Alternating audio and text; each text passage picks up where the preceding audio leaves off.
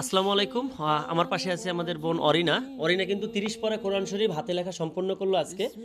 তো এই যে অরিনা, দেখেন, তো সবাই ওর জন্য দোয়া করবেন। অরিনা, এই পৃষ্ঠা লেখলে কি তোমার লেখা শেষ হবে? জি। তুমি এই যে কোরআন শরীফটা যে হাতে লেখলে, এটা কারণ কি?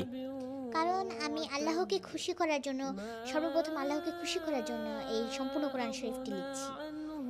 তাই এই যে তুমি কোরআন শরীফ লিখছো, অনেকে তো বলছে যে কিভাবে সম্ভব একটা বাচ্চা মানুষ এত, তুমি দৈনিক কত পৃষ্ঠা লেখো? প্রতিদিন সর্বোচ্চ এক পারা লিখি। তো সর্বোচ্চ এক পারা লেখে। ওর ইচ্ছা ছিল, এখন চতুর্থ শ্রেণীতে পড়ে, এখন এই ছুটির দিনগুলোতে, আজকে 31 তারিখ ডিসেম্বর মাসের, ও চাইছিল যে আজকের ভিতরে ওর কোরআন শরীফ লেখাটা শেষ করবে। ইনশাল্লাহ ও শেষ করতে পেরেছে। সবাই ওর জন্য দোয়া করবেন।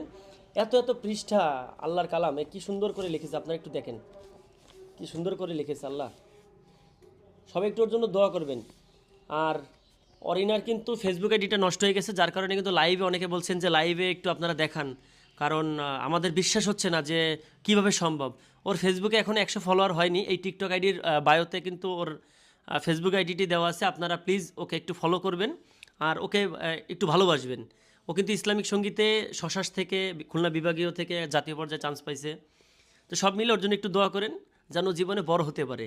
তুমি কি এই কোরআন শরীফটা এখন কি করবে? এই কোরআন শরীফটিকে আমি এখন বাঁধাবো। বাঁধানোর পরে আমার ঘরে রেখে দিব। আচ্ছা, রেখে দিলে কি হবে, মানে সবাইকে দেখাবা নাকি? জি না, আপনারা অনেকেই জানেন আমি কোরআন তেলাওয়াত করি, তো এটা এখন আমি এই কোরআন শরীফ থেকে পড়ি। তবে এখন থেকে আমি আমার নিজ হাতে লেখা কোরআন শরীফ থেকে পড়তে পারবো। আর সবচেয়ে বড় কথা হলো, মানুষ যখন আমার বাসায় আসবে তখন আমি কোরআন শরীফটি যখন তাদের কাছে দিব, তারাও আমার কোরআন শরীফটি পড়বে। এতে আমার অনেক ভালো লাগবে। তাই যাক, আমার মনে হয় বাংলাদেশের ভিতরে আমি দেখিনি যে এরকম 4 বছর চতুর্থ শ্রেণীতে পড়ে একটা ছোট্ট বোন আমার, তো এরকমের একটা মানুষ কোরআন শরীফ হাতে লেখা সম্পন্ন করছে। তো আমার সত্যি খুব ভালো লাগতেছে। আমি চোখের সামনে থেকে এত সুন্দর সুন্দর আরবি হাতের লেখা দেখছি, মানে আমার মন ভরে গেছে, মনে হচ্ছে একদম হুবহু টাইপ করা। তোমার জন্য অনেক অনেক দোয়া রইলো। তুমি এটা জীবনে অনেক বড় হও। এটা 2 মাসে লেখা হয়েছে। 2 মাসে লেখা হয়েছে, মানে পরীক্ষার আগে অল্প লিখে দিচ্ছে আর পরীক্ষা শেষে কিন্তু সম্পূর্ণ শেষ করছে। সবার জন্য দোয়া করেন। আর এর পুরো ভিডিও কম বেশি আমাদের কাছে আছে, আমরা আস্তে আস্তে আপনাদের মাঝে আপলোড করব। আর ওর ফেসবুক পেজটি কিন্তু ফলো দিবেন।